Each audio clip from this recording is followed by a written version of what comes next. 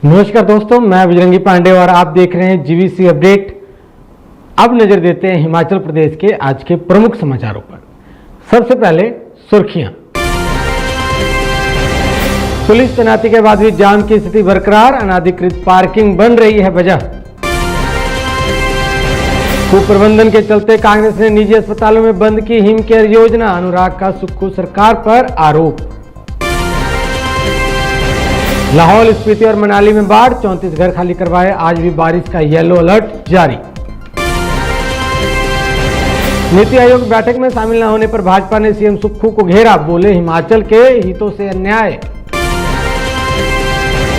PM Modi ने मन की बात में हथकरघा उद्योग का किया जिक्र, बीजेपी नेता बिंदल बोले प्रधानमंत्री और हिमाचल का गहरा नाता। 3 साल में नष्ट होगा आरटीआई रिकॉर्ड, सरकार ने लिया फैसला। विवादित बस रूट परमिट पर बैठक आज, पंजाब के अफसरों के साथ चर्चा कर संशोधित किए जाएंगे रूट। अंतर्राष्ट्रीय मेले की सांस्कृतिक संध्या में मिंजर की पहली शाम शहीदों के नाम। आधी रात जोर का धमाका, अंधेरे में 200 घर पर आसमानी बिजली गिरने से बिजली हो गई गुल। अब खबरें विस्तार से। ट्रैफिक जाम की दिक्कत दिन प्रतिदिन बढ़ती ही जा रही है। इससे निपटने के लिए स्थानीय पुलिस प्रशासन ने पूरे शहर की व्यस्ततम सड़कों पर अतिरिक्त पुलिस जवानों को तैनात भी किया है, ताकि जाम की समस्या उत्पन्न न हो।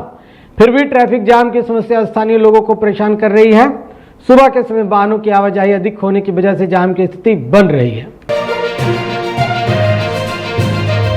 पूर्व केंद्रीय मंत्री व हमीरपुर लोकसभा के सदस्य अनुराग ठाकुर ने कांग्रेस सरकार द्वारा प्रदेश के निजी अस्पतालों में हिम केयर कार्ड बंद करने के निर्णय पर निराशा जताई है। उन्होंने कहा कि कांग्रेस की मौजूदा सरकार हिमाचल के इतिहास की सबसे भ्रष्ट और कामचोर साबित हुई है। 19 महीने की सरकार की अपनी तो कोई उपलब्धि है नहीं, भाजपा की योजनाओं पर तालाबंदी करके कांग्रेस सरकार के हितों से खिलवाड़ कर रही है।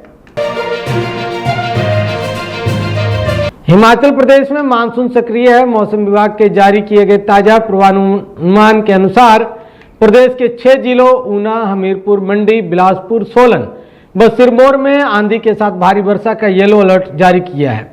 प्रदेश में कई स्थानों पर हल्की से मध्यम वर्षा होने का अनुमान है। वहीं भारी वर्षा से लाहौल स्पीति व कुल्लू जिला में बाढ़ आने से नुकसान हुआ है। दोनों स्थानों पर 34 घर खाली करवाने पड़े हैं। शिमला शहर के पंथा घाटी में भूस्खलन के कारण गाड़ियां मलबे में दब गई। शनिवार रात लाहौल स्पीति जिला में मयार नाले में बाढ़ आने से पानी और मलबा करपट गांव में घरों तक पहुंच चुका है। हिमाचल प्रदेश के मुख्यमंत्री सुखविंदर सिंह सुक्खू नीति आयोग की बैठक में शामिल नहीं हुए। इस पर अब हिमाचल भाजपा ने सीएम का घेराव किया है। उन्होंने कहा कि यह हिमाचल के हितों के साथ अन्याय है। नीति आयोग की बैठक में ना जाना दुर्भाग्यपूर्ण है। सरकार से अब तक आपदा के बाद पुनर्निर्माण का कार्य नहीं हो सका है। प्रधानमंत्री मोदी ने रविवार को मन की बात में हिमाचल का जिक्र किया। इससे पता चलता है कि प्रधानमंत्री नरेंद्र मोदी और हिमाचल का कितना गहरा नाता है।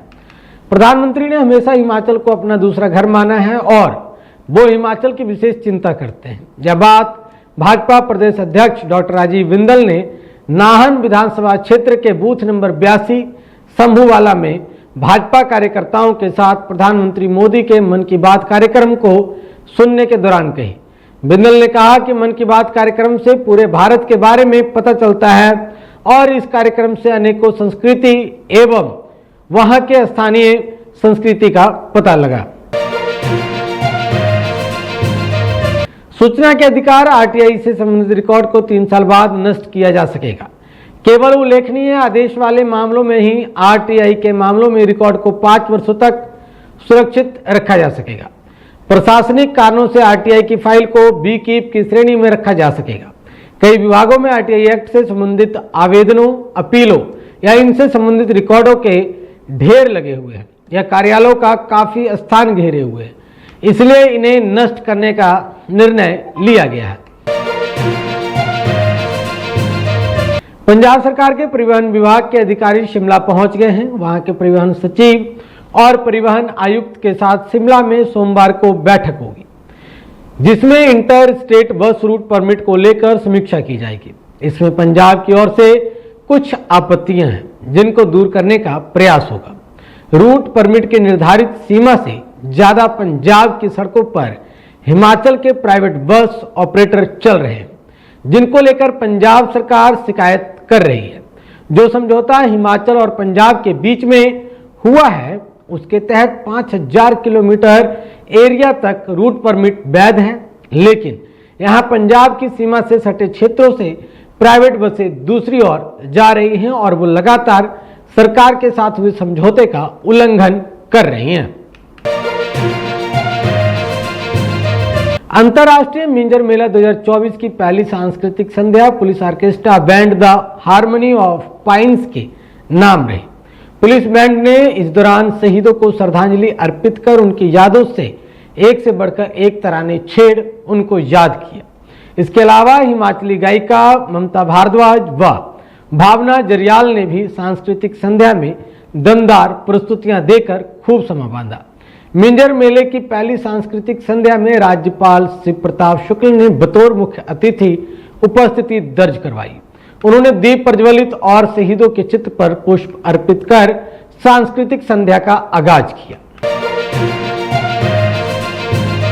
रात को आसमानी बिजली गिरने से एक ट्रांसफार्मर नगरोटा सूर्या के पंचायत वार्ड नंबर 1 में जल गया। रात को इतनी जोर से धमाका हुआ कि जैसे कहीं बहुत बड़ा हादसा हो गया।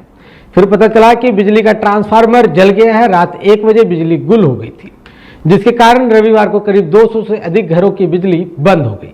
बहुत से घरों के फ्रिज, टीवी इत्यादि भी जल गए हैं। हजारों रुपए का नुकसान लोगों का हुआ है। गर्मी के कारण लोगों का बहुत बुरा हाल है। बिजली बोर्ड ने एक ट्रांसफार्मर लाकर करीब 20 घंटे के बाद बिजली को फिर से चालू किया गया। देर रात तक कर्मचारी काम में लगे रहे। इस तरह की अन्य खबरें देखने के लिए जुड़े रहें जीवीसी अपडेट के साथ। मुझे दीजिए इजाजत, तब तक के लिए जय हिंद, जय भारत।